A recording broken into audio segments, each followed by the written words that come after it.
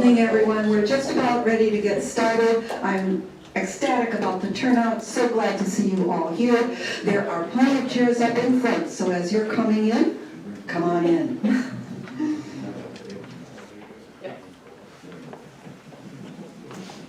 A couple more people and then we'll get started.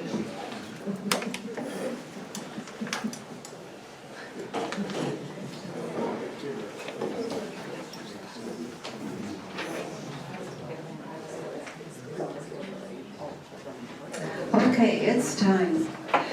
Good evening, everyone, and welcome. Welcome to the Candidate Forum for Supervisor 2 and 4 for the town of Buchanan. My name is Jacqueline Klemaszewski. I am Vice President of Voter Services for the League of Women Voters of Appleton Fox Cities. This event has been planned and organized with League members. At the local level, we're all volunteers, so all the people sitting you down and taping us and all of this, we're volunteers for this. It's a passion project. I would like to begin by thanking the town of Buchanan for allowing us the use of this facility, and thank Cynthia Saraki for her assistance with clearing the use of the building and following through on the setup and location and all of those other details to help make this happen. And thank you all for your interest in this forum and your support of the voting process. We also like to thank the candidates Linda Olson, Jennifer Rotier on the ballot for Supervisor 2, and Greg Springers, Penny Hall, and Tom Myers on the ballot for Supervisor 4. It was quite a challenge, again, trying to get 6 very busy candidates to find a date that would work for all.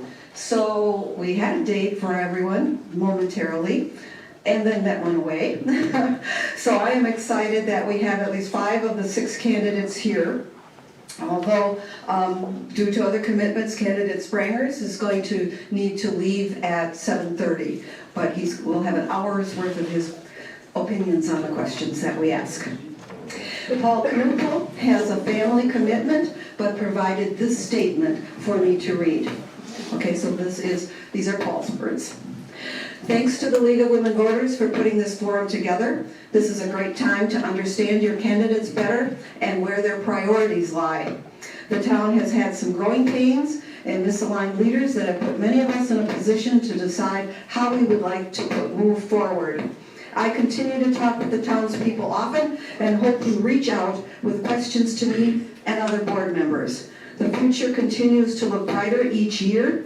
I have decided to make this journey of being more involved with the town. Thanks everyone for attending. Sincerely, Paul Knupel.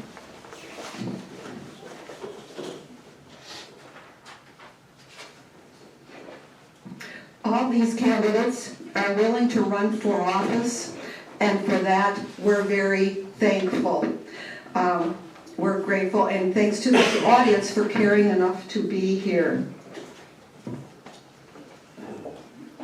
so that you can be an informed voter when you cast your ballots in the primary election on February 20th. The top 2 candidates from each supervisory, 2 and 2 from Supervisory District 4 will be moving on to the April 2nd ballot. Okay? So, as a reminder, the League of Women Voters, Fox Cities, is nonpartisan. As an organization, it does not support or oppose candidates for public office. The League believes that the participation of informed citizens is beneficial to the system. So now I'm going to just have a few words about our process. This is a forum, it's not a debate. Candidates are offered the opportunity to respond to questions on issues and are asked to share their own opinions on these issues. Those in the audience are asked to only respond to candidate comments by their vote on election day, rather than during the forum. I have the pleasure to moderate the forum tonight, and we hope to have quite a few of our questions answered. I was delighted, part of me was delighted, in the last 24 hours, the number of questions that I got via email was amazing, and I tried to incorporate those into the list that I have to get us started with. But there are cards that you should have that are passed out. If you have questions, write them on the card, hold the card up, and we have league volunteers there who will collect those cards. Those cards are then going to be sorted, because we don't want, 10 questions on the same topic.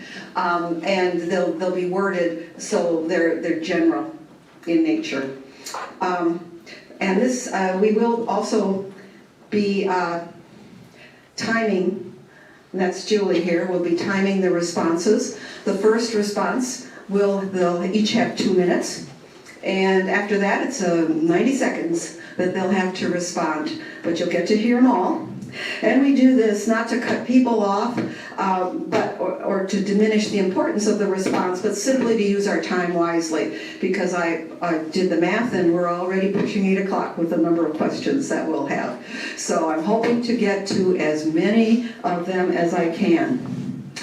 Okay, we have randomly selected the order which candidates reply to questions, although the first round is going to be in the order that they are on the ballot, and of course we did Supervisor 2 and then Supervisor 4, because it's a math problem. Okay? And I will read in between each question, I will read the order in which we will take the next round, because they are all mixed up. Okay, now we're ready to go. Super, 2 minutes on this one. We'll start with Linda Olson. You will all have the same question. You'll have the same amount of time to respond to each question. Why are you running for Buchanan Town Board? What experiences and relevant skills, such as interpersonal communication, ability to work with other employees in the community, building productive relationships, that kind of thing, can you offer to the town of Buchanan? Hey. Linda Olson, my family and I have lived here for almost 14 years. And the question is, why now? Why me? Why now? The last 3 years, I have been on the Town of Buchanan's Board of Appeals. I'm currently the chairperson. That foray into that part of the committee led me into looking more into town, and how it functions. Now I'm retired. And I have a lot of free time, and I thought when the supervisor positions opened, I thought my 37 years in education would give me a lot of experience to be able to offer new perspectives, ways of working with diverse people, and we also have to listen to everyone. We work for you, and there are many sides to many issues, and somewhere you have to figure out the data, the research, to make the right decision for the town. Everybody has a voice. I have to be your voice, and that is what I've learned in education for the past 37 years. I also have worked with my coaches.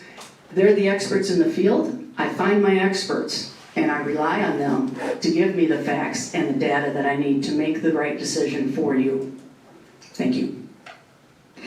Candidate right here. My name is Jennifer.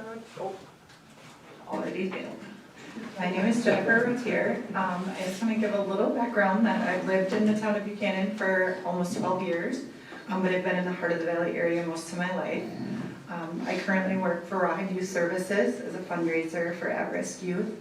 My husband is a self-employed contractor. We own a small business, Emergency Housing Solutions, and we also just purchased the snow biz in Kimberly for our kids. So the reason that I want to run is because I'm an advocate for small and locally owned businesses. My plan is to join the board to improve communication with all of our residents regarding current projects and plans. I want to try to focus on increasing avenues for busy families to have access to our current topics. I'd like to dive deeper into our services to make sure we're offering the best options to improve the quality of life as a whole for our residents.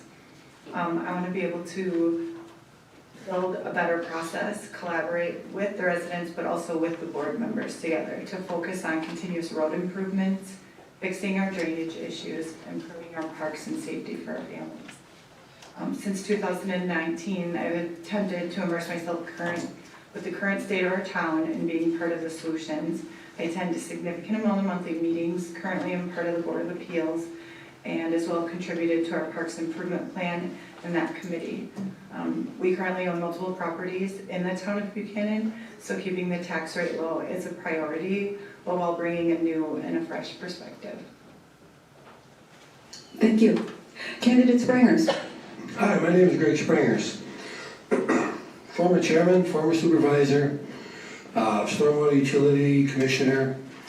I've been down the road. I've got a lot of experience in government.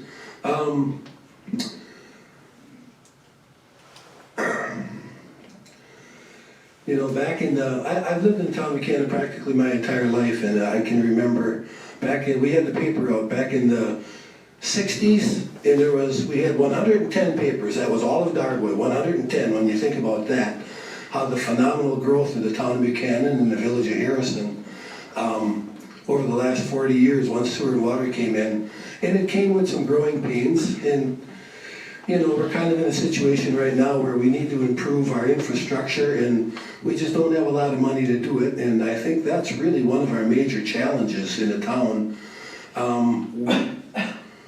We went down the road of borrowing money to do our capital improvement plan, and it's working, but it's not working. So I think that's one of our major challenges in the town of Buchanan, is we need to decide on a path and then figure out how to fund it. Because right now, I really don't like borrowing all the money that we're borrowing, and we got, I don't know, 4 or 5 million in debt right now. So, and that means for the next 5 or 6 or 7 years, we've got to pay for road work that we have done in the last 5 years. So you kind of put yourself behind the 8 ball when you get in that position. And I just would like to see us jump out of that pattern, and that's why I'm running. Thank you. Candidate Ho. Hello, my name is Penny Ho, and my husband and I have been residents of the town of Buchanan for 28 years, and I've been a member of the Kimberly School Board for almost 20 years. And I'm interested in helping. I mean, I feel we've been here a long time, and I feel like the town's a great place to live, and I want to try and keep it that way. And I do have a lot of common sense, and would continue with improvements to make our roads and the town safe for current and future residents. I would be a champion for the town, making decisions based on the needs and interests of the community. I listen to everybody, not just certain people. And as a town supervisor, I would explore ideas that would try to save money and provide high quality services and things, by talking to other communities to try and consolidate things. And I'm committed to innovation and openness to changing the way things have always been done. Hey, thank you. And Candidate Meyer. I just wanted to say thank you all for coming. I was super intimidated when I saw the number of cars in the parking lot at 6:15. I thought I was going to be one of the first people here, and I was wrong. So the two main reasons I'm looking to run for board, first to try and do my best to steer infrastructure improvements in a smart and pragmatic way, and to make sure they're financed in a way that's going to work for everybody and in a relatively clear and transparent manner. The second reason I'm running for board is I think that the political dialogue in town is a bit more heated than it should be, and I think the temperature of most political discussions, or many political discussions I should say, in town is higher than is productive, and it gets in the way of our doing what we want to do.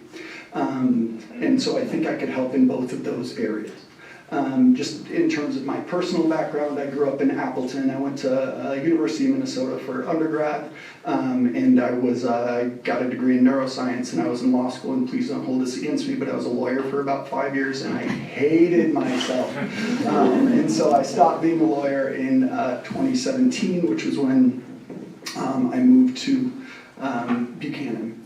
I'm also I worked in financial services for a few years, so I have a pretty good background in how finance works. And in terms of dealing with potentially angry residents, I've spent the last 10 years reffing hockey, so I'm used to getting yelled at. Generally speaking, I think I'm a relatively smart, pretty pragmatic guy, and I've got a good background and even temperament, and I would ultimately like to put that to work to improve the place that my kids will forever call their hometown. Thank you. So the rest of the questions will be 90 seconds. And we are going to start with candidate Ho, go to candidate Sprangers, and then candidate Meyer, then candidate Rotier, and then candidate Olson. What do you believe are the 3 major issues the town of Buchanan will face in the next decade? The major issues that I have seen from residents is the quality of plowing. I know I've seen a lot of complaints about that. And one of the issues is to try and keep our taxes lower to compare to other surrounding communities. And obviously improving the road and drainage conditions in the town. And like I said, I would like to see if we can find more cost-effective ways of doing things. Mr. Sprangers, candidate Sprangers. Okay, the 3 biggest issues, well, obviously, I'm going to put roads as number 1 because that's has always been an underlying theme of mine. We just need to do something. I wish I had all the answers, but anyway, that's our biggest problem, is trying to keep up our infrastructure.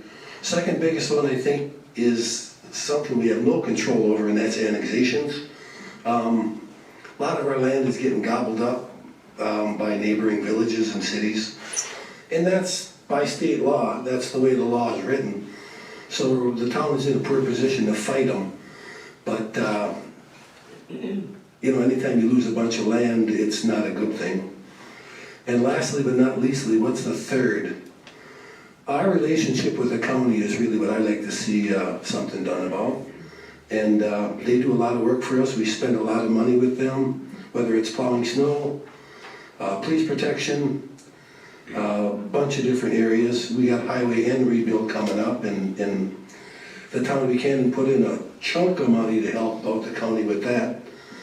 And you know, the county's got a hell of a lot more money than we do, and it's a county road, and I don't know why the town felt obligated to do that, but we did, and it's all signed, sealed, and delivered. So anyway, another challenge. It's a revenue thing again. Candidate Meyer. I think over that time frame, the 2 obvious ones that jump out would be the roads and the water. You know, this is still a relatively swampy area.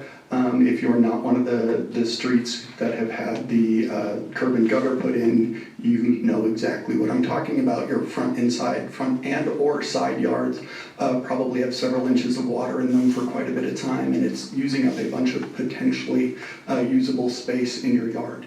And so I think coming up with some sort of comprehensive solution that's adequately funded is going to be pretty imperative, and I think it makes sense to try to tackle the roads and water in the same go, as opposed to one or the other. I also think that the parks in the town need a pretty significant facelift.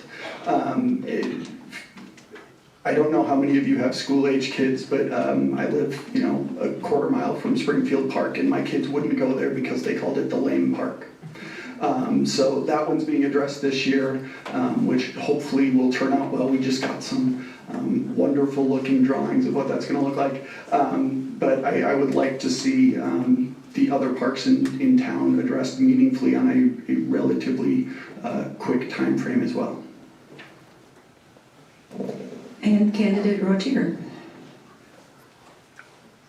I would say number 1 is the roads, our road improvement and continuing safety, so to continue moving forward, so we find the best way to fund with the lowest impact on our taxes. Increasing safety on the main and the busy roads, but not making sure that the communication is sent out to everyone that all roads are not getting sidewalks. We've been in this for a long time, and I think there's still a lot of confusion with what our plan currently is. The second would be drainage, identifying who's being impacted the most by our poor drainage, exploring the options that the town currently has with underground stormwater storage areas versus adding ponds, because we don't have any additional plan to add those, as well as the parks.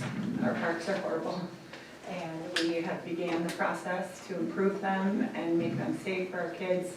My daughter once was in a baby swing and fell straight to the ground, so I think it's a priority, and I think everybody's on board with improving those right now. Currently, we've been able to move forward with the park improvement through all ARPA funds, and it hasn't increased anyone's taxes or increased any burden on the town. And Candidate Olson. The first thing that I think is one of our major concerns is safety. And I applaud our current fire department for being a volunteer and our EMS for being volunteers. That's a tough road and a lot of time involved in the training and the practice. I mean, when I see them come out on my road and all the hoses that they have to roll out just to get to it, I mean, it's impressive. But we need the youth to start stepping up. And my experience as a youth apprenticeship coordinator when I was a teacher, we were able to get into the high schools, they would take a class, they would pay for the class.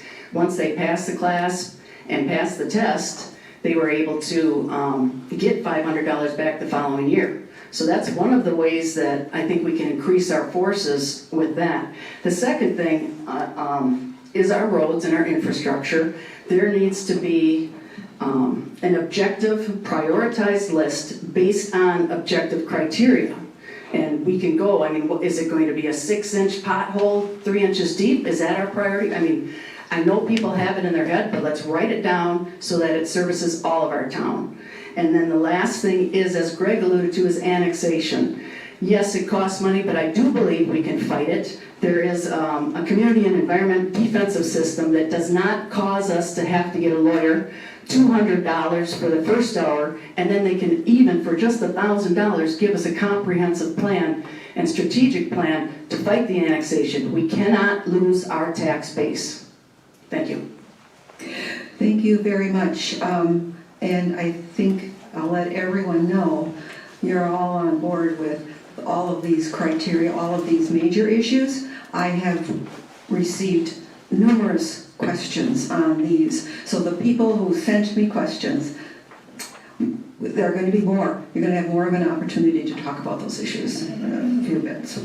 So in this next round, we're going to start with Candidate Meyer, go to Candidate Olson, Candidate Hull, Candidate Rotier, and Candidate Springers. As the town of Buchanan grows, what are your thoughts about building a sense of community and engagement with various constituencies, getting new residents involved and included, increasing communication with and among urban and rural residents, etc.? I think it's very important that you create a town where everybody feels like it's their town. I think that's a large part of the reason why I think parks are important, because it provides a physical space for people to get together. And I think a lot of the way people talk about the town right now is on Facebook.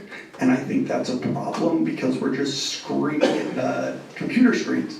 And I think that's not the best way to get to know your neighbors, and I think that's not the best way to try and find constructive solutions to anything. And so I think not only making infrastructure improvements to parks, but seeing some programming at parks to get people at parks, as we get pickleball courts put together, maybe putting together an official pickleball league, or tennis lessons, or kind of low-cost things where you don't require full-time employees to do these things, and the administration can be on a volunteer basis.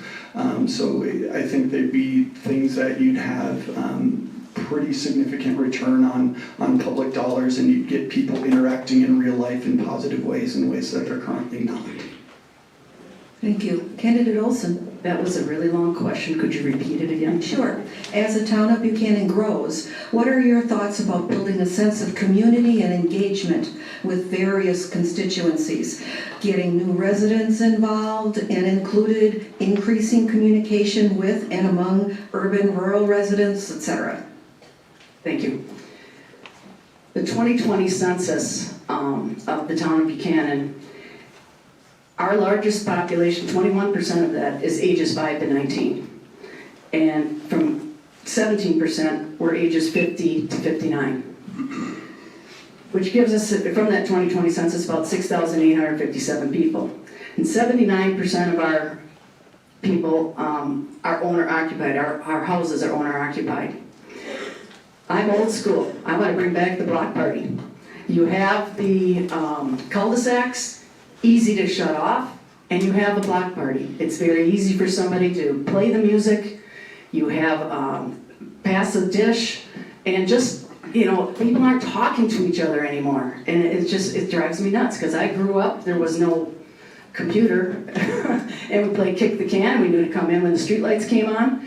We just need to be able to talk to our neighbors again. And by just having social interactions will increase that communication. You'll get to know your neighbor, and we'll get rid of the anger that's out there. It's just too angry right now, and I just want to enjoy the time we have with the people that are around you that are watching your back in your neighborhood. Thank you. Candidate Hope. Kind of the same thing. I think it would be nice to find a way, maybe even here at the town hall, to bring people together in a social way. And that, I agree that the internet is not the greatest place for people to communicate. And so it's always easier to say something over the internet than it is in person. So if you can get open and honest communication among each other in a social environment, that would be nice. And I agree, the parks, I would love to see some pickleball courts. I just recently started playing that, and I think that would be awesome. And different things to bring the community together instead of dividing us. I don't like division. Candidate Rotier. I think that we could improve by starting, one thing that I always talk about is that we are lucky that we have the luxury of having Kimberly School District. And I think for a long time, I graduated from Kimberly, and that was enough to keep our community safe and families wanting to be here. I don't know that Kimberly is going to forever be the elite school, as we see what Kaukauna has, we know Greenville, Portonville has. And so it's maybe not going to support us in that way. So improving our parks, improving people's quality of life, really drawing people into our community and wanting them to still want to be here, want to stay here, maybe meeting the new people when they do move here, having events once our parks are done, having free events, having food truck rallies with the snow. Recruiting small, locally owned business. We know we don't need another Starbucks, we know we don't need another bank, but we have a lot of business owners that have small businesses that I think over on Eisenhower could be a great spot to really incorporate some of those, and having a plan to keep the small business that we do have and support them with our community and keeping them going. Candidate Springers. Well, the town of Buchanan, it's not a big area. It's just CE to KK. And as far as the sense of community, I think the people that live in the town of Buchanan right now are fairly well satisfied with what the town is doing.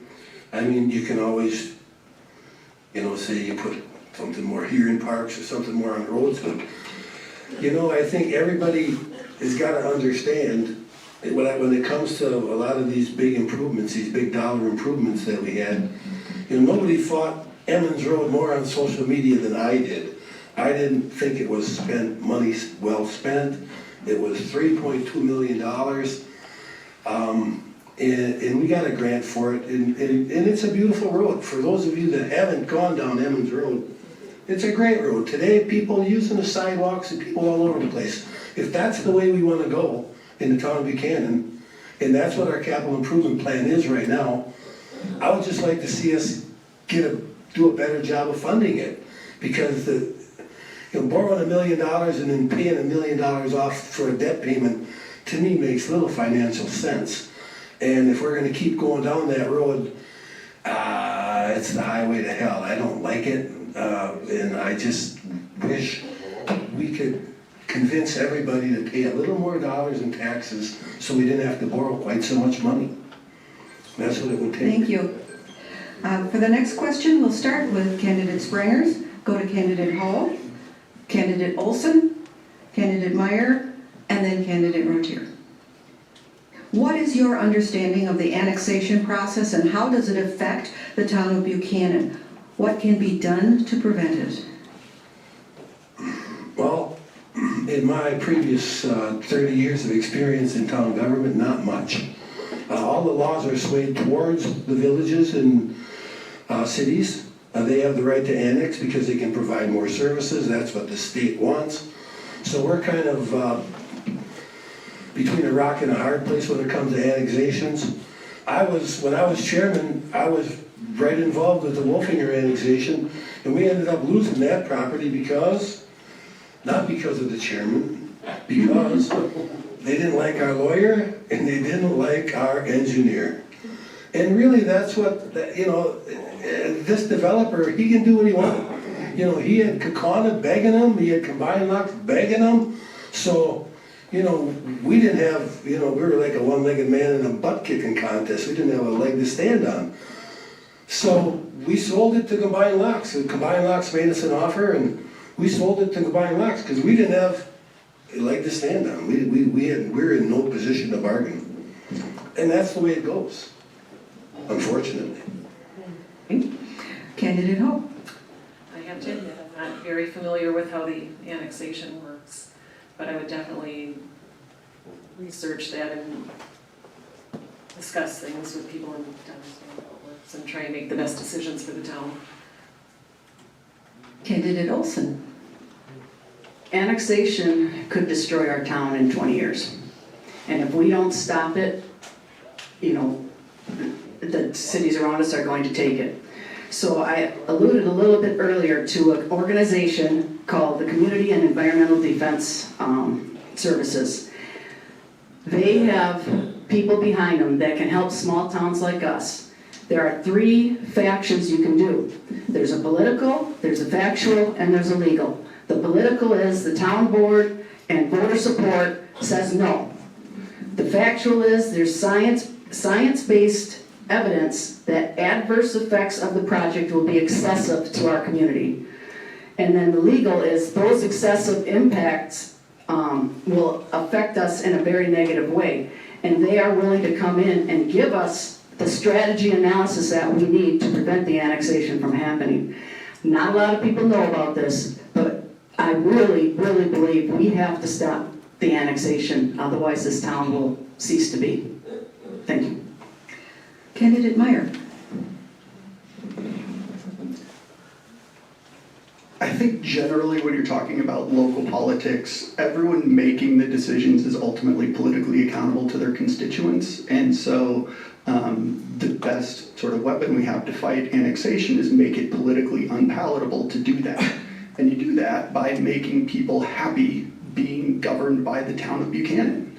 And so you basically send a message to anyone who says, we're going to annex this area, that what you're annexing is people who will vote against you. Nobody wants to do that. No politician wants to do that. And we can go down the route of, we're going to start litigation and this, that, and the other thing, but I think hopefully we learned some lessons of kind of putting our chickens in the litigation basket with the tough issue in the past couple of years.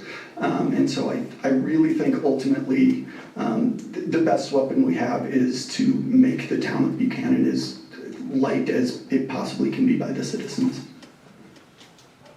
Okay. Candidate Rotier. I'd say agree with Tom. I think that it's really important. I've been in many meetings where we've had developers here and they've expressed their frustrations with trying to accomplish or execute their plans in our town, and they've received pushback or obstacles. I think that I agree we do not want to lose any more land, and that we need to just be more supportive of the people in our town, and supporting people who want to be in our town. So we essentially block all of that before it could even happen. Building a plan just to keep people here and to make this a place where people want to be. Okay, thank you.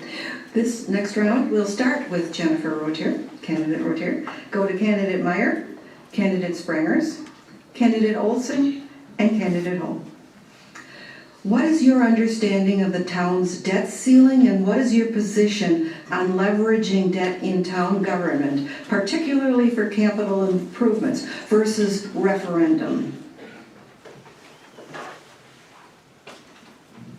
I would have taken any other question first. But hold on a second. Have fun with that. Yeah. Whew. So I don't know what's on this.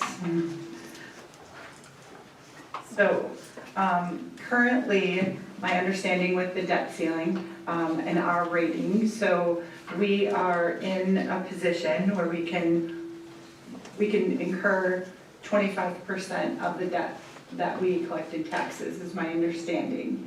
And right now, the plan that I saw at the last annual meeting was to potentially take on debt as it is the least expensive way on the taxpayers.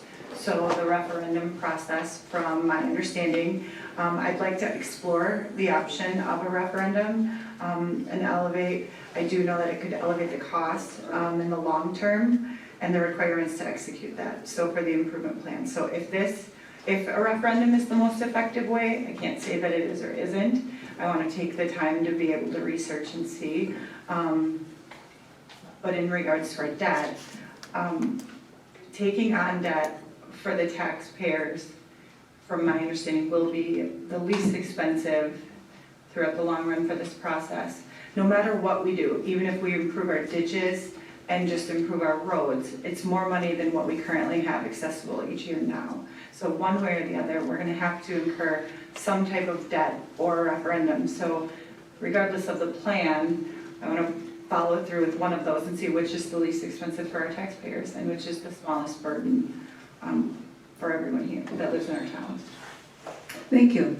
Candidate Meyer. Yeah, so I think the answer is both. I think we should have a referendum to very likely increase our levy limit because I think Greg is absolutely right that the town does not have enough cash or does not have sufficient revenue going forward to meet its obligations under the capital improvement plan, assuming we want to follow the capital improvement plan under the existing tax structure without taking on significant debt. That said, I am not intrinsically against the idea of debt, particularly because what taking on debt as a town does is it allows the people who are using the good. So if a road is going to last 20 years and we build it this year, I think it makes sense to pay for it over those 20 years as opposed to having to save it all up and pay in cash. That's how most of us bought our houses, right? Unless you're lucky enough to have a giant chunk of cash and be able to pay cash for your house. I certainly am not. But I think it makes sense to pay for the asset over the life of the asset. And had we done that several years ago, we'd come out ahead just because there was massive inflation the last several years. And so the inflation rate exceeded the interest on the debt that was available a few years ago. But I think from a transparency perspective, I think taxpayers need to know what they're signing up for, and I think a referendum gives them the best opportunity to do that. So I think the answer is a combination of both. Candidate Sprangers? Our debt ceiling, if you go by the state law, it's some ridiculous figure like $40-some million that the town can borrow by law, which is crazy, the ridiculous amount. I hope we never reach that. The city of Menasha right now is borrowed right to the hilt. And what happens is you end up paying all that money interest and you got no money left to pay anything else. The more money you borrow, it all gets gobbled up in you're paying the man, you're paying interest. So I really would like to see us, when it comes to our debt, I really would like to see us have a referendum, ask the town people for an increase in taxes, and what do you want to, how do you want to fix your roads? Do you want to urbanize them? Or do you wanna just fix the roads? Because just fixing the roads is a hell of a lot cheaper option than it is urbanizing. When you get the 20% engineering fee, all the storm sewer, curb and gutter, special assessments. It's a major leap of faith when you go urbanization. And if that's what the people wanna do, well then let's ask them, let's vote on it, let's ask for the pay increase, what it's gonna cost. And let's move onward, let's move forward, as everybody likes to say. But I got no problems with it. I live on the most beautiful road in the town of Buchanan. I didn't ask for it, I got it. And it's a beautiful road, but if we all want that, it's gonna cost a lot of money. Thank you. Candidate Olson. We do need to ask in a referendum what you are willing to pay for taxes. And I do think we are hamstrung by our levy limit. We need more money. We are at the lowest rate. And I'm not saying, oh gosh, let's raise it up here. But if it makes sense to you, this is what you're paying for. You have to know what you're paying for with the taxes. You don't just raise taxes and then you don't know what the money's being spent on. I think we need to have a 5-year and 10-year plan so that it is laid out. And then you go to referendum and say, we're gonna do this, and this is how much money we need, and this is what it's gonna cost you per 1,000 on your house. And so you know what you're paying for, you know what you're voting for, and you either want it or you don't, and then we follow your direction with that. But you need to have the options to know what to do. Thank you. And Candidate Hope. I think we would need to go to referendum because we have so many needs. And part of it, I don't know if we need to have a referendum specifically just to find out residents' opinions on that. I don't know if there's a way that we could just do a survey among our residents, because I know referendums are pretty costly to start with. And we would need to prioritize all of our needs just to see, you know, do a 5 and 10-year capital improvement plan to see what our needs are before we do that. And I do think some debt within reason is kind of expected. You can't, like Tom said, you can't really buy a house with cash usually. And as long as you have it planned out over, you know, the lifetime of the project, there probably will always be some kind of debt going forward. I'll just take a second here to say, if anyone has questions, hold them up, and we have runners who will pick them up for you and collate them. They have a set of my starter questions, and so they'll be able to tell if it's already included in here or if it's another one that I should add. Okay, so meanwhile, back at it. Now, this round, we're going to start with Candidate Olson, go to Candidate Rotier, Candidate Springers, Candidate Ho, and Candidate Mayer. Sidewalks and bike lanes have never been proposed for residential streets, but have been for collectors and arterial roadways. Here's a note. When I got the question, I said, what does this mean? And so, for everyone else who probably knows, but I didn't know, a collector road or distributor road is a low to moderate capacity road which serves to move traffic from local streets to arterial roads. Okay, got that? If you are elected, will you support the installation of sidewalks and bike lanes on arterial and collector roads as currently proposed? Great question. I would like to first get the facts from our improvement plan before I make that decision on supporting or not supporting. We are a town. When people moved here, they knew what the town was without sidewalks. There are some things that we do have to look at, but in terms of I can't give you that answer of yes, we all need sidewalks, or no, we don't need sidewalks until I see the data. And if it makes sense, and if that's what the taxpayers want, we move in that direction. If we don't want it, we don't go that way. So again, I have to do a little bit more research and get a little more data regarding that. Candidate Rotier. So I think I've listened to a lot of meetings about this, and I think it's clear that some people maybe even running in this election might not understand that we do have a 10-year plan right now. We have a 20-year plan, and currently, from my understanding, the plan is there's 5 roads, essentially. There's Eisenhower Block Road, Buchanan, State Park Road, and Marion. Those are our collective. Those haven't been designed yet, so there's options. So I think we need to reach out to the people who live on those roads and ask them what they want and how they want those roads executed. This plan, as one person said, to do this is not Emmons Road. That is not what is meant for this entire town. That is what is essentially meant for maybe 5 roads. And the change that can happen to those roads, it could be 1 sidewalk or 2 sidewalks, but if we can get a grant to make those roads safe, Block Road is unsafe, very unsafe. I had a child that used to get on the bus, that road is horrible, and it needs something. And that might be just a walking trail, it might be 1 sidewalk, but it does need something. But it is not set in stone. If we can get a grant and we can get it paid for, then I would support that.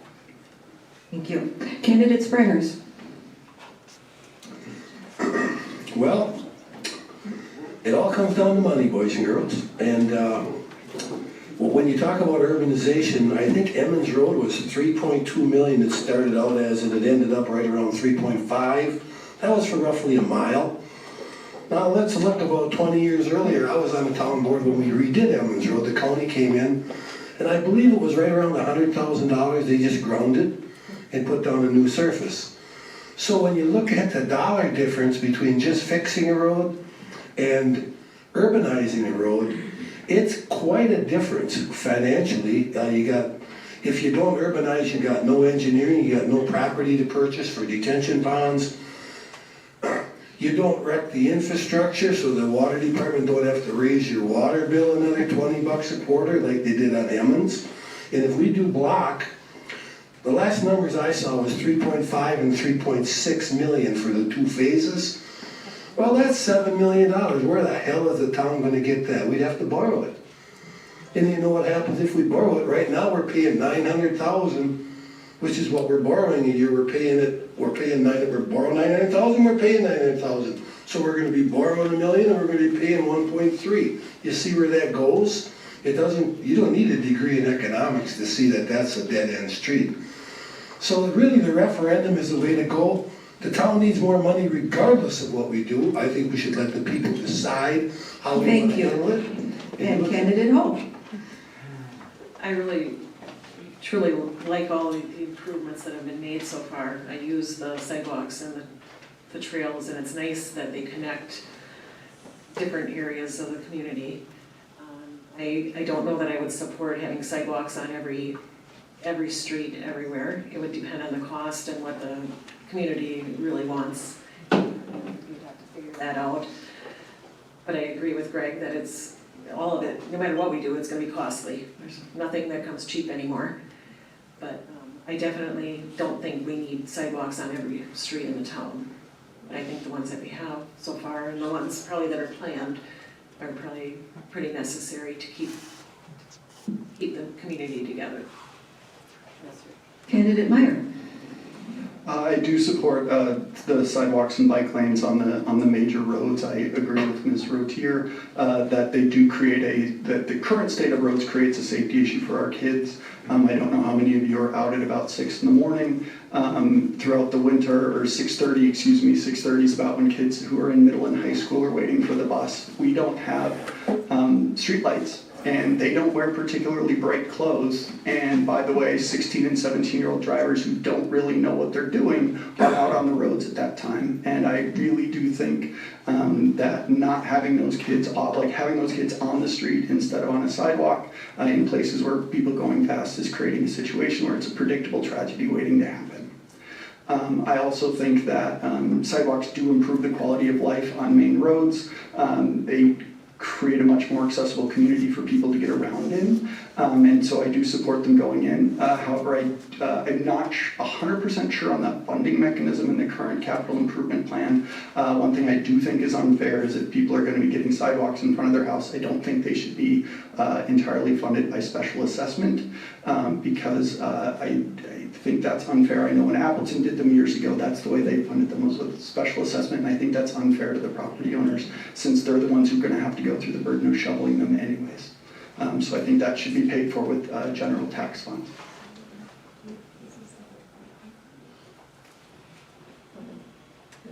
Okay, thank you.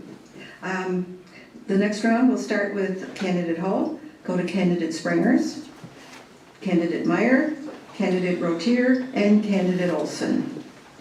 Stormwater is always an issue when reconstructing roads. New DNR regulations require phosphorus removal for any new or reconstructed road. How would you address this regulation during roadway construction? First on that, right? Can you repeat that one? I can. Stormwater is always an issue when reconstructing roads. New DNR regulations require phosphorus removal for any new or reconstructed roads. How would you address this regulation during roadway construction? I know we had water issues when we had our road redone, and I'm not familiar with phosphorus, so I would have to research that because I don't know the answer to that. Candidate Springers.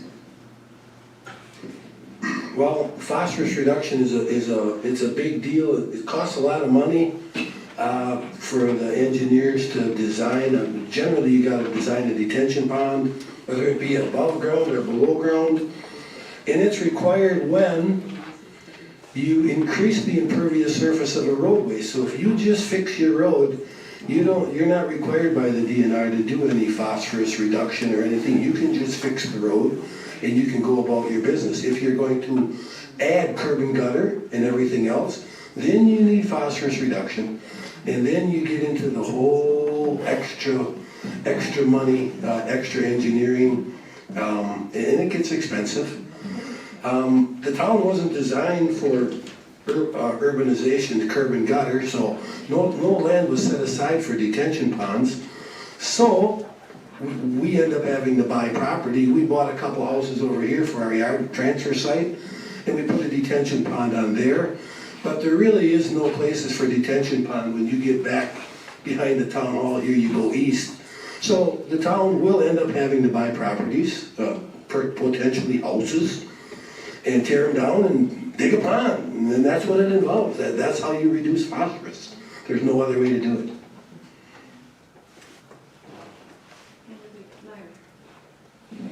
Yeah, I would bite the bullet and pay for it.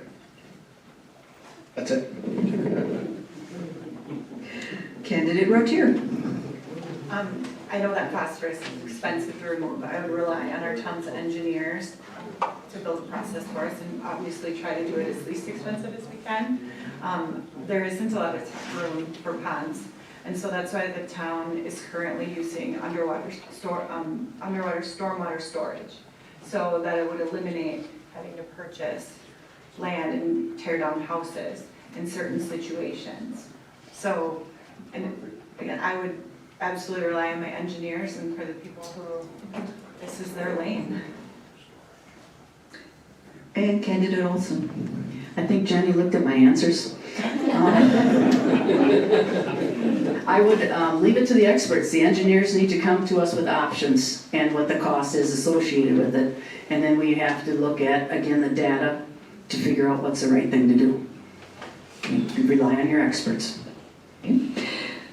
We'll start this next question with candidate Meyer, then candidate Olson, candidate Hull, candidate Rotier, and candidate Springers.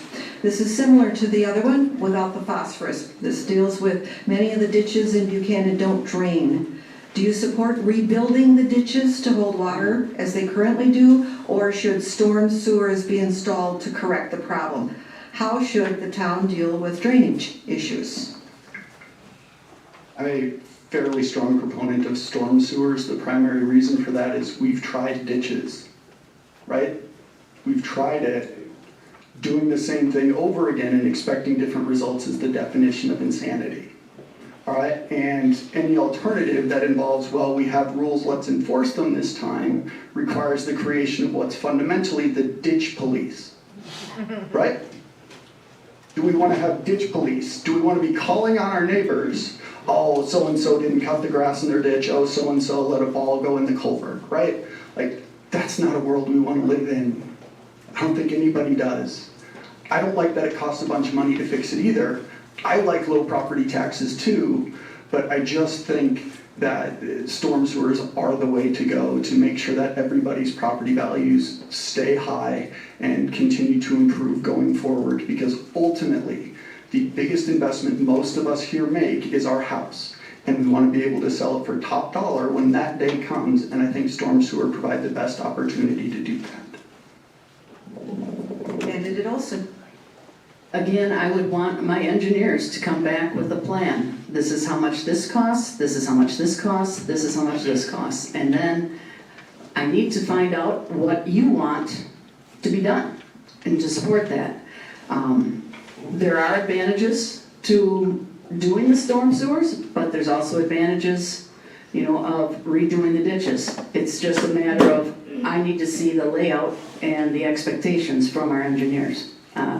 Because I'm not the expert in it. Candidate Ho. I'm definitely not an expert in stormwater or ditches either, and I would rely on the experts on that too, but I do firmly believe that we should, instead of redoing things over and over, that could get more costly than doing it right the first time. And I'm not exactly sure what right the first time is at this point, but I would tend to lean towards doing it right instead of having to redo it even more than once. Candidate Rotier. Currently the plan, so we do have engineering plans that have already been completed. And it's discussed at length, I think, in every town meeting. And so communication is going to be really important, because everything east of Buchanan will be keeping their ditches, and I support that they keep their ditches. Everything west of 55, I support storm sewer. And I think that it's important that everyone kind of understands, that the plan, I want to commend the town board that exists, it has existed. I was at the first annual town meeting when we got the letters that were scary, that said all these things are going to happen, and they said we have to fix it. There are things that have been done very wrong, and we can't change that. So we have to fix it and make sure that moving forward it doesn't happen again. Candidate Sprangers.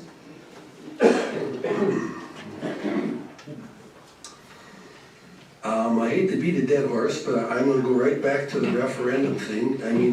I know there's a ton of people in our town that don't like ditches. I had ditches, they were fine. I don't have ditches now, it's fine. If we want village amenities, then we have to be willing to pay village taxes. And this is what villages do. They put in storm sewers, they get rid of your ditches, they solve drainage problems. We built this super duper road on Emmons Road, but you know what? In 20 or 25 years, we're gonna need the money to fix that. And that ain't gonna come cheap. It's probably double the cost just to repave it and grind it up because of the extra width and the extra length and the extra height. It all comes down to, we have to, regardless of what we want, we have to pay more taxes. I don't wanna be that guy, but I am that guy. The town doesn't have enough revenue to do what needs to be done, and I think it's important that the people decide how we want to do the road systems, whether it's urbanization or not.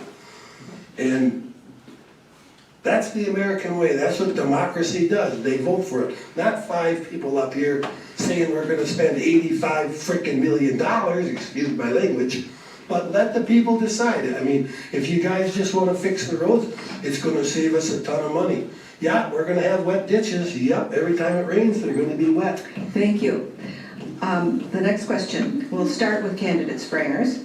go to candidate Ho, candidate Olson, candidate Meyer, and candidate Rotier.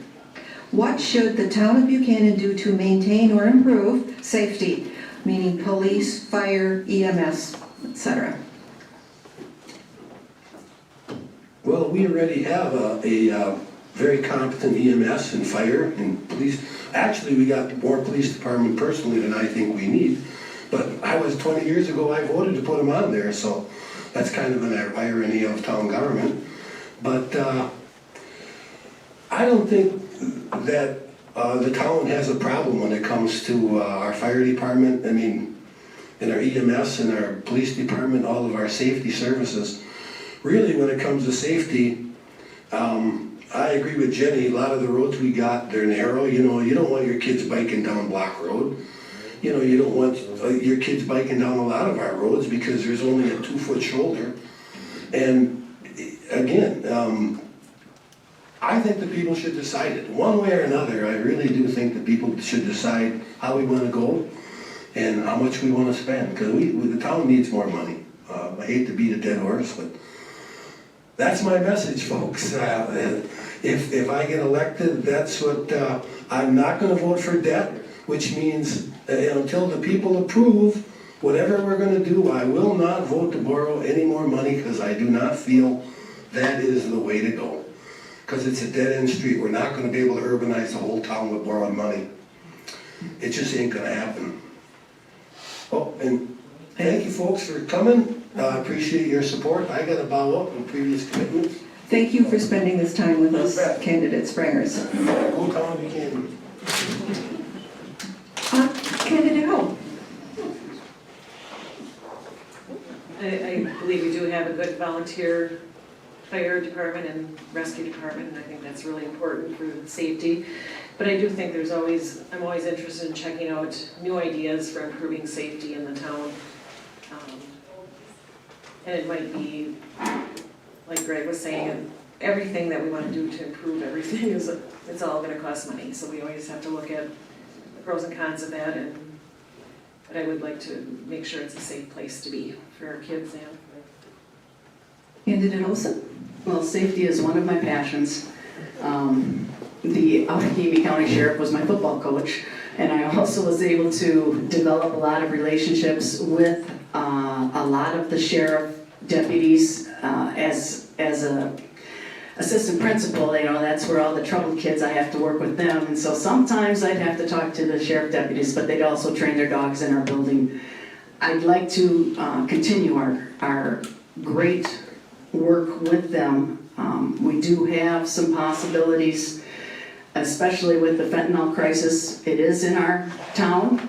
It starts here, but then they end up arresting them somewhere else. So we're not seeing all of those numbers. So I think it's vital that we keep the Allegheny County Sheriff's Department with us. I don't have a lot of improvement. I mean, I think our fire, our EMS, they're fantastic. I applaud their efforts. I just want to support them with getting younger members and continue to keep their strength so that they can teach them, because they're full of, they have a lot of knowledge up there and they work hard. And I would just support getting more people involved in that type of thing. Thank you. Candidate Meyer. Yeah, so thankfully I haven't had any run-ins with the police, at least in this state. And, and so I don't have much in the way of first-hand knowledge of how the police here work, but by all accounts, they're a professional and well-run outfit, and they do a great job for the town. I have had just a neighbor of mine got pretty sick this summer, and we had to call 911, and EMS was there within minutes.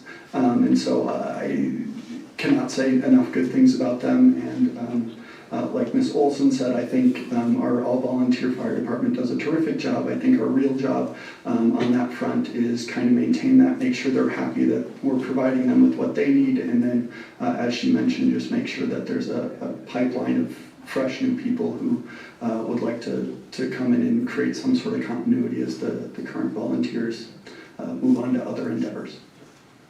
Candidate Rotier. Could you repeat the whole question again, please? Oh, sure. What should the town of Buchanan do to maintain or improve safety, police, fire, EMS, I think right now, our current situation, I think we're doing very well. I know that one of the issues is the lack maybe of volunteers. And I think that it would be worth exploring potentially building a full-time fire department when needed, if we didn't have enough volunteers. Potentially combining with Combined Locks, Kimberly, maybe doing a hybrid of having paid firefighters and also having volunteer firefighters. I think that we could share costs and maybe make that something that we could plan to do in the future. I think our police, if everybody, most people know where I live, and that I had a missing 9-year-old for 5 hours. And it was the scariest situation, and our response from all services was amazing. So I think currently, right now, we're in a good spot, but we have to continue to plan to keep that in a good spot and make sure that we can always respond that way. Okay, and our next question is kind of a follow-up to that, and some of you have responded to parts of this already, but it'll give everybody a chance to have a response, a little bit different angle of how this question is asked. We'll start with candidate Rotier, candidate Meyer, candidate Olson, and candidate Hull. Volunteer fire departments all over the state are struggling to provide service. This is primarily due to the inability of many departments to get volunteers, as to what we were talking about before. So what would you propose to ensure Buchanan's fire service continues to be viable and improve recruitment? So I think, as I kind of just said, I'm sorry if I didn't answer the last one right, but looking forward, looking to the future to potentially combine. Nina and Menasha have done it. I think they also run some type of a hybrid when they do that, but having full-time firefighters during the day, possibly, maybe volunteer firefighters at night, working with our neighbors, working on continuing to have a relationship with them, mending any issues if there are any right now, but growing stronger together with Kimberly, Town of Buchanan, Combined Locks, I think is our best avenue. Candidate Meyer.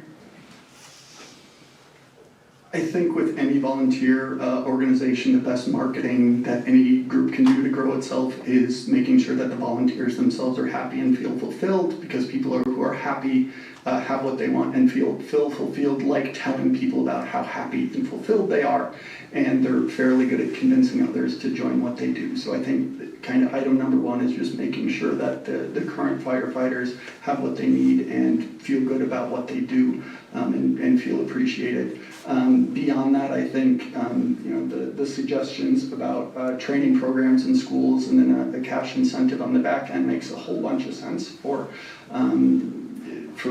EMS or firefighters. I think you could probably do something similar with the tech, or try to do some more targeted outreach at people in the target demographic you're looking for. Guys in the early 30s who kind of looking for some way to give back, and just don't know the avenue to do it.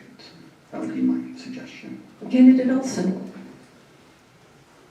Sorry. Again, just to repeat what I've said in the past, there is a youth apprenticeship program in the high school where students can go to the tech, take the classes, and then once they pass, they can get the money on the backside. But I think the other key point that can be made is to make sure that they know that they're valued. And we can do that with an appreciation day, or make sure we're communicating out, put it on the Town of Buchanan Facebook page. With my connections with the local schools and the elementary and the middle schools, it's been very successful. I know they do the touch a truck, but if you have a firefighter who has the ability to go into the classrooms, with their uniform on and everything, it gets the kids really excited. And it's just appreciating what we have, because volunteering, again, is just one of the highest things you can do. It's just a really neat thing to give back to the community. And candidate Ho. I agree with that. I think volunteering is one of the best. Volunteering is one of the best things that people can do, but it's probably declining a lot in a lot of areas. And I think we do need to appreciate everything they do, because it is a lot of their time that they give up. But I think we could somehow get creative with it, and maybe instead of being a full-time fire department, maybe we could provide a stipend, a yearly stipend for them instead of paying them a full-time salary, which obviously we don't have the kind of money to do that. But if we could maybe $5,000 a year or something, a stipend to at least attract them a little more than being just a completely volunteer department. We'll start with candidate Olson, candidate Rotier, candidate Ho, and candidate Meyer. We've mentioned here collaboration with other districts, with other towns and villages. And so what ideas do you have for collaborating with other communities to maintain services and lower expenses, including expanding bus routes? First thing would be to sit down with their town administrator and then ask, what are you guys doing to make your town successful in this? What are you doing that works? What are you doing that doesn't work? And by working together with those communities, everybody has their strengths. And we have to tap into their strengths. We have to find out where our weaknesses are.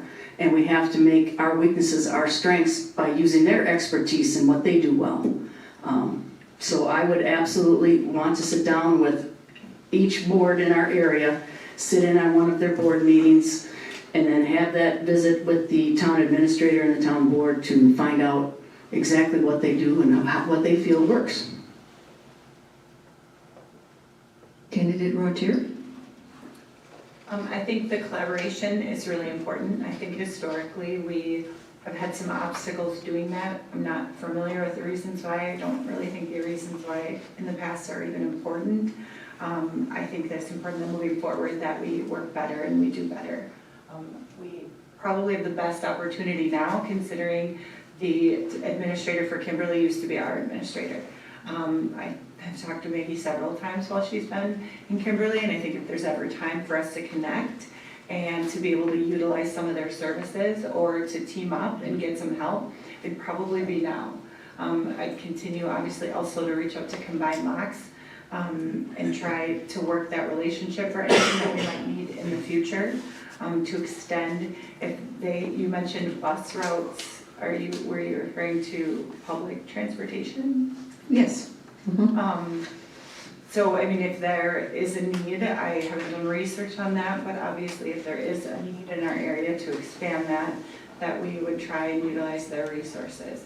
I'm not sure that we have that issue, but if we did, I would be open to solving that problem too. Candidate Ho? You repeat the question, I just drew a blank. I understand. You guys have been really diligent here. What ideas do you have for collaborating with other communities to maintain services and lower expenses, including expanding bus routes?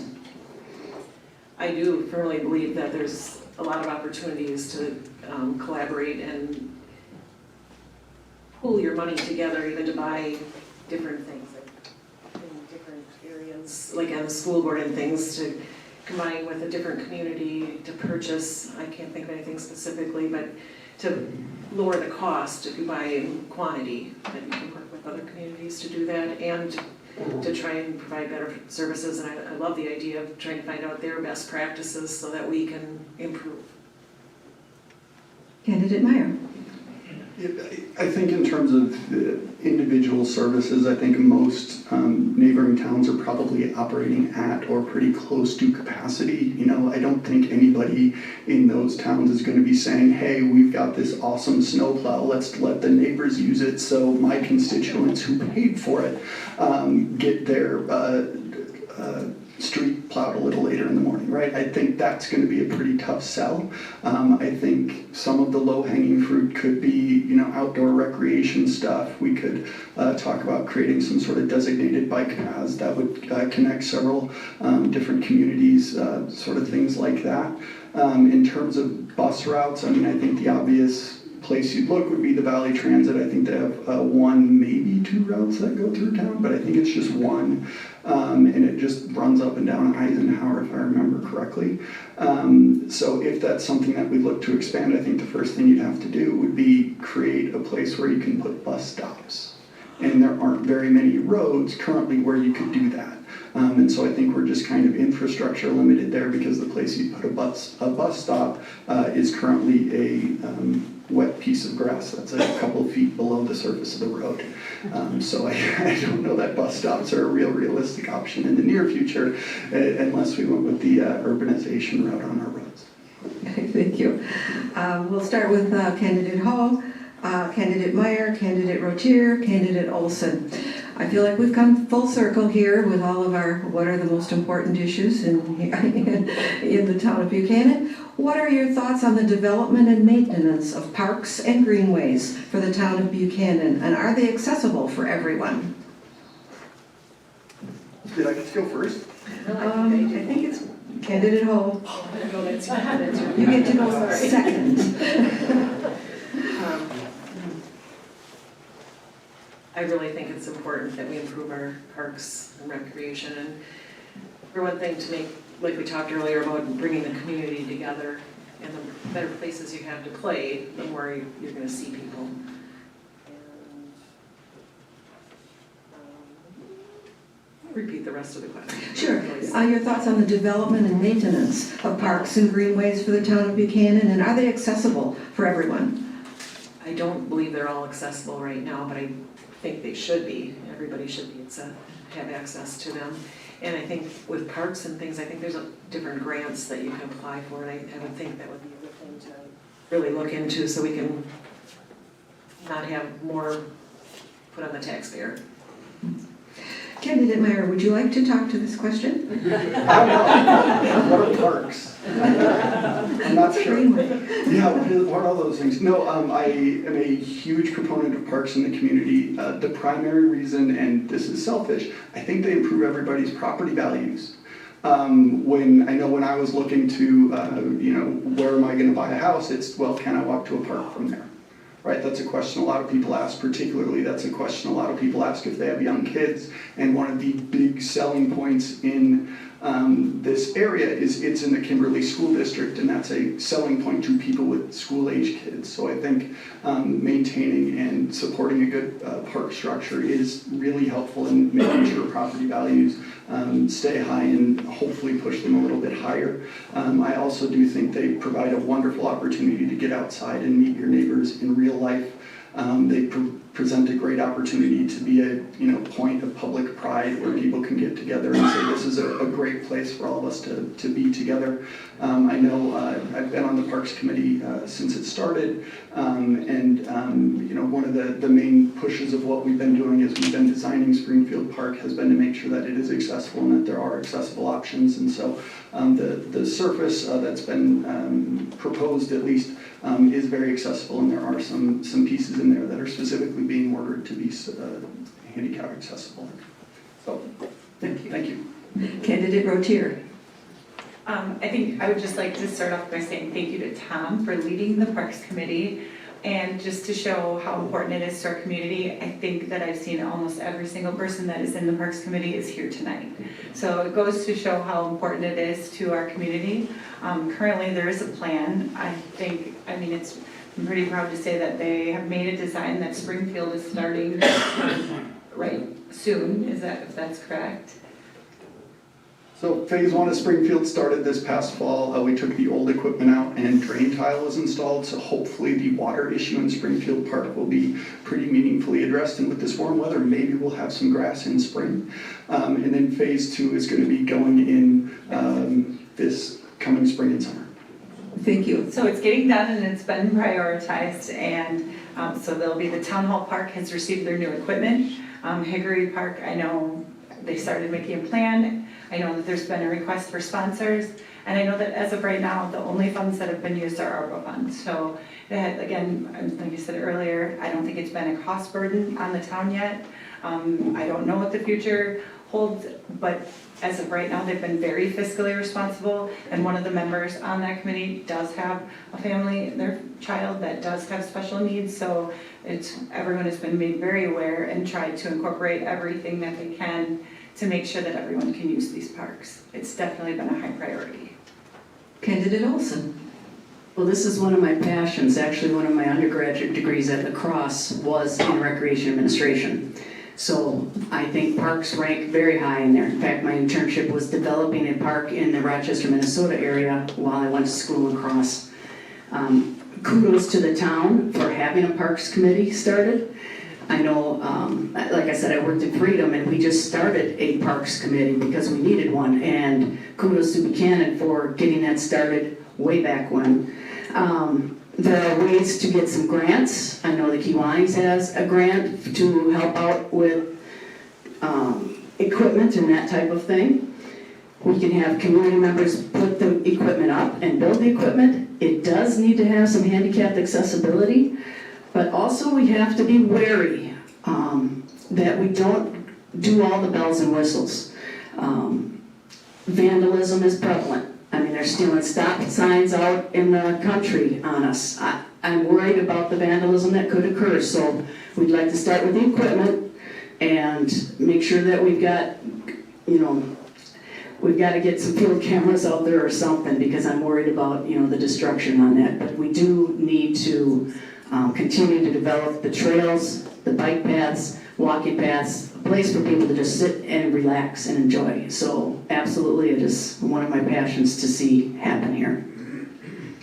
Okay, well, the end is in sight. We'll start with Candidate Meyer, Candidate Olson, Candidate Hull, Candidate Rotier, and this came from the audience here. How many town board or planning committee or park board or other committees meetings have you attended or viewed online in the last year? Most of the park committee meetings I've been at, a few I've been out of town kind of early on, but in the past year, I think I've been at all of them. Yeah, because it would have been prior to a year ago that I missed a few.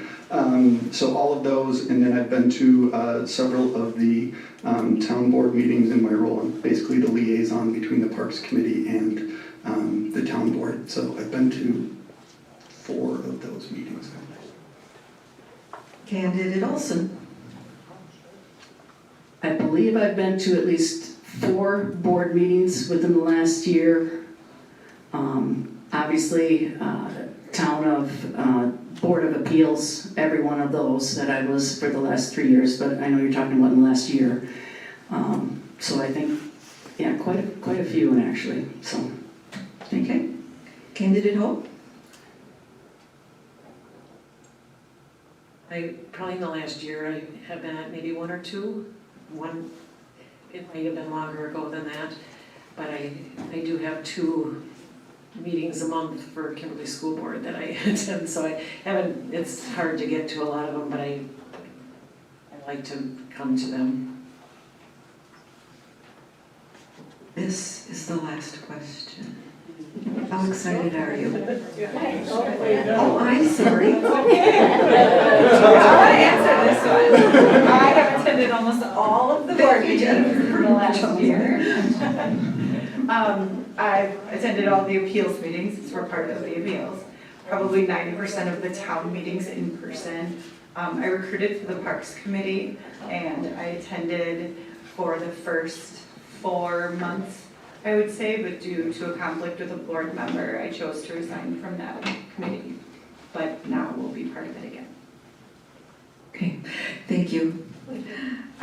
For the last question, and I will just ask that everyone hang up. I do have a couple thank yous and other things that I need to bring some closure to this event, to this forum. So for this, we will start with Candidate Hall, go to Candidate Olson, Candidate Meyer, and then Candidate Rotier will have the last word. Yeah. Maybe if I remember. So, thank you. Why should the town of Buchanan voters choose you for supervisor?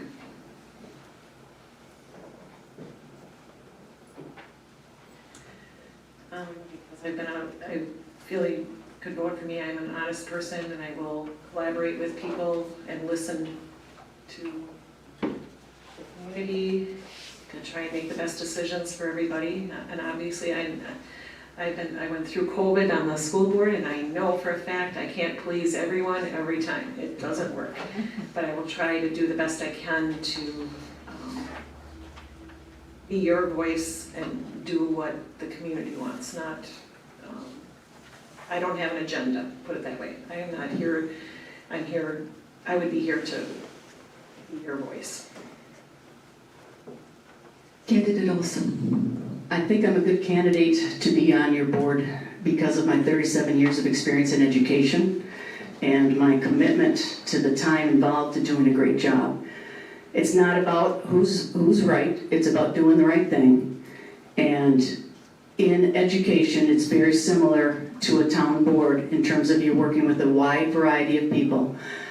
I see both sides of a divisive community, and I believe I can bring it to the middle because there are parts of both that are right. And we just need to come together as a community and, figure out what the community wants, like a democracy, majority. And again, my experience with working with conflict and bringing it to a good resolution, a positive resolution, is something that I can offer this board. I do not have an agenda. I like to see things done right, done well, and done reasonable under the cost. And this is a great place to live. It's a beautiful community. I've been out walking all of the streets and looking at the ditches, and it's just, this is a great community, and we have a good thing here. And that's why I would like to serve for you. Thank you. Candidate Meyer. Yeah, I think I've got a pretty good temperament for the job. I think I've got, of course, I think I have good judgment, right? Like everybody thinks I have good judgment, but I think I have pretty good judgment. I think I'm a pragmatic person. I think I've got a history of working with people of a bunch of diverse opinions and backgrounds and trying to stay issue focused and stay focused on trying to move the ball forward. And I really don't defend easily, and I try to respect people who disagree with me and find common ground wherever I can. On top of that, I'm a dad with 2 young kids, and I think that voice is missing on the board currently, and I think I could provide that. So I think I have a relatively unique perspective, but between the two of us, I don't think there's a bad candidate. And Candidate Rotier. I think that it's important that I just really want to improve the quality of life for all of our residents. I want to make sure that our community feels safe, that our kids feel safe, and that we are giving them the best that we can, and that we're doing it at the best price that we can. I know it's going to cost more. Like Candidate Springer said, storm sewers do solve drainage issues. I did not mind my ditch. Our ditches were dry. Our ditches were great. But there's a significant drainage issue in this town, and it's more than just me, and it's more than just one of us. And so I think it's really important that we listen to everyone, but we also listen to the facts that are presented to us by the professionals. So I don't want to pretend that I know the most about engineering or that I know the most about drainage, but we pay people a lot of money to do reports and to tell us the best way and the best process to do things. And I think it's really important that we listen and that we try to communicate that with everyone, because I don't think our town is as divided as everyone thinks. I've learned a lot going out and campaigning and talking to people, and everybody's nice and everybody just wants the same thing. They don't want their taxes to be raised, but they want a good community, they want a good place to raise their kids, and we want to keep it safe. And that's what we need to do. Thank you. Well, that wasn't too bad, was it? Okay, so thank you to the candidates for giving your time this evening and being willing to put yourself through all of this campaigning and all of these questions. We appreciate it. I am sure the town appreciates it. I also have a thank you to the town of Buchanan for providing the facility for this important civic event. And to thank you to Cynthia Saraki for her assistance in getting the tables and getting all of the procedures set up so that we can do this. Thanks to the members of the league who helped make this forum happen. Sandy Rohde, have to thank her. You have to thank her. This is...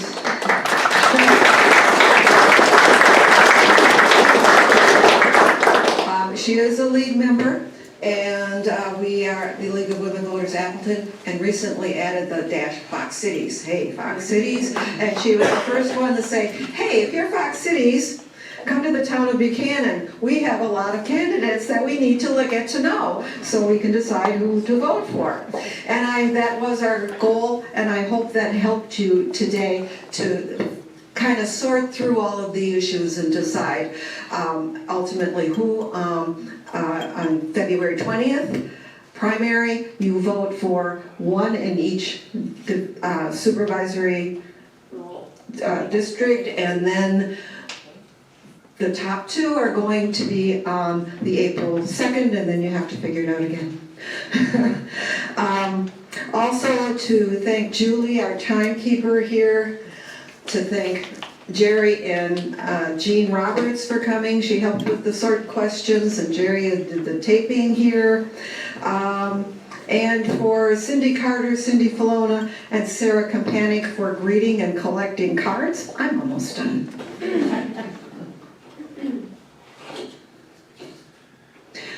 The league has other things going on.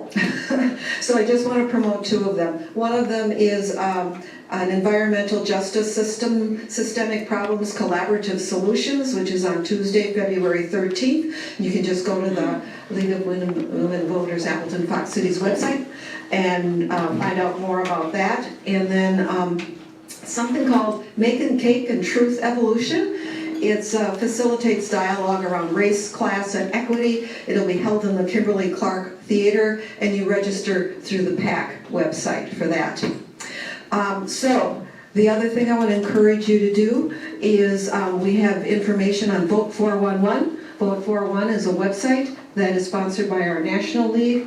We put all of the information on local races in there, and so while this is about the supervisors for town of Buchanan, if you put your address in there, when it comes to the time for the April election, the August election, the November election, you will be able to find out who's on your ballot.